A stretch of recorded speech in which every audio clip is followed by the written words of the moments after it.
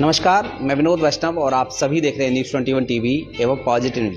आज हम मौजूद हैं एनजीएफ कॉलेज जो कि पलवल जिले में स्थित है और उनके सीईओ साहब हैं प्रभाकर साहब। इनसे जानेंगे देखिए कि कुछ समय बाद, कुछ 10 दिन 15 दिन या 20 दिन बाद एग्जाम सर पर हैं बच्चों के, किसी तरीके से बिना किसी मानसिक दबाव के बच्चे एग्जाम्स की तैयारी कर सकते हैं, एग्जाम देने का काम करेंगे। जानेंगे सर, बताएं।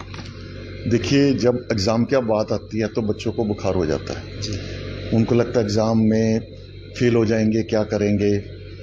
तो मेरा बच्चों को यही कहने का तरीका है, आप एग्ज़ाम को से बिल्कुल मत डरिए। जब आप प्रैक्टिस कर रहे हो तो उस टाइम इतनी मेहनत कीजिए ताकि आपको एग्ज़ाम बहुत इजी लगे। मैं आपको एक एग्ज़ाम्पल देता हूँ जहाँ पे ओलंपिक्स में या एशियन गेम्स में चाइनीज़ जिम्नास्ट और बहुत सारे प्लेयर्स आए थे।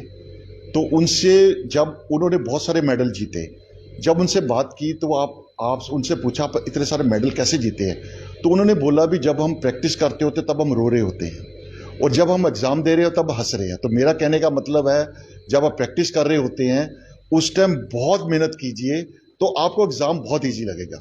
एग्ज़ाम में डरने की बिल्कुल बात नहीं है।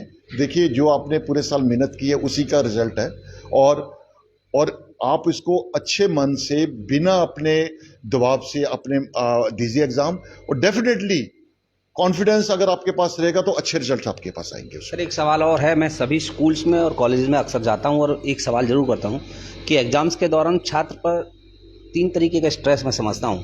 एक एडमिट कार्ड, अटेंडेंस दूसरा और तीसरा एक ये है कि पेमेंट ना कर पाना अभिभावक की तरफ से, स्कूल या कॉलेज का जो क्लियरेंस है वो, उसको कहीं ना कहीं वो बच्चा फेस करता है एग्जाम्स के दौरान।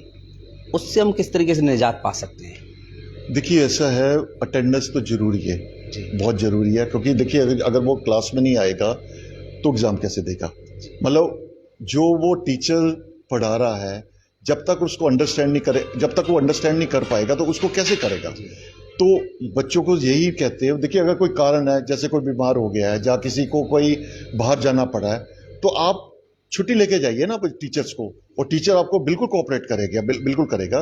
पर आप क्लास में नहीं आ रहे तो घर बैठ गए बिना कारण के, वो चीज़ तो एक्सेप्टेबल। तो मैं ये चाह रहा हूँ, जब आपका कंटिन्यूस सेशन होता है तो उसमें जरूर आइए।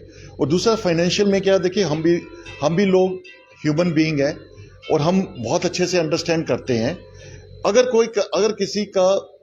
किसी का जेन्युइन रीज़न है और वो पैसे नहीं दे सकता, उसको बिल्कुल कोऑपरेट करते हैं। और आप पर जाके बात तो कीजिए। आप वहाँ जाके मतलब अपनी सोच के भी मेरे को पता नहीं कैसे हो गया, क्योंकि देखिए सब जगह पे जहाँ पे भी बैठे हैं सब ह्यूमन बीइंग है और सबकी इमोशंस हैं और वो ये नहीं चाहते किसी बच्चे का वो विषय हो। तो आप आइए, अपने बात कीजिए तो डेफिनेटली आपको सोल्यूशन मिलेगा उसका।